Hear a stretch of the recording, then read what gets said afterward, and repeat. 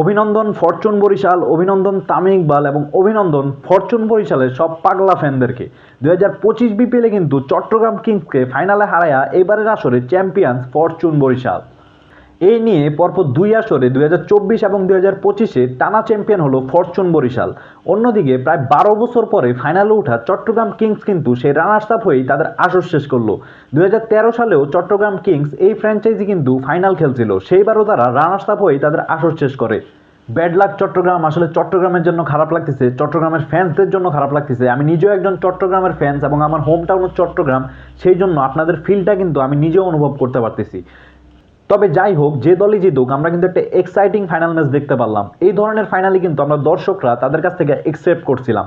মূলত আজকের ফাইনালে চট্টগ্রাম কিংস প্রথমে ব্যাটিং করে মাত্র 3 উইকেটের বিনিময়ে 194 রানের একটা টার্গেট সেট করে দেয় ফরচুন বরিশালকে। ইভেন যেখানে কিনা আমরা পারভেজ ইমন এবং গ্রাহাম ক্লার্ক এবং খাওয়াজা নাফির দুর্দান্ত 3টা ইনিংস দেখতে পাই, যে ইনিংসগুলোর উপর ভর করে কিন্তু চট্টগ্রাম কিংস 194 রানের একটা টার্গেট সেট করে দেয় ফরচুন বরিশালকে। সেই টার্গেট চেস করতে নেমে ফরচুন বরিশালের অধিনায়ক তামিম ইকবাল যেভাবে ব্যাটিং করছেন, লাইক 29 বলে 54 রানের একটা ইনিংস খেলে তিনি যেভাবে দলকে আগায় দিয়েছেন, সত্যি অসাধারণ এবং প্রশংসনীয় ছিল।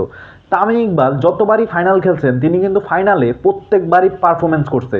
আপনাদের কি মনে আছে, তিনি 2019 বিপিএলে যখন কুমিল্লার হয়ে ফাইনাল খেলছিলেন, তিনি 141 রানের মাত্র 61 বলে একটা দুর্দান্ত ইনিংস খেলেন। এবং 2024 বিপিএলে তিনি এই ফরচুন বরিশালের দলের হয়ে 39 রানের একটা দুর্দান্ত ইনিংস খেলছিলেন, যেটাও কিনা কার্যকরী প্রমাণিত হয়েছিল। এবং এবারের বিপিএলে মাত্র 29 বলে 54 রানের একটা ইনিংস খেলেন, যেটা কিনা তার দলকে আগায় নিতে অনেকটুকুই হেল্প করে।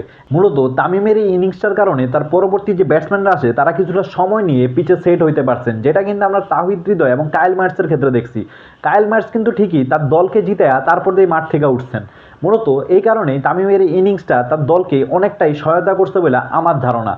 অ্যান্ড সর্বশেষ একটা কথাই বলতে চাই, Fortune Barishal, you deserve this trophy, you have amazing franchise and amazing cricketers.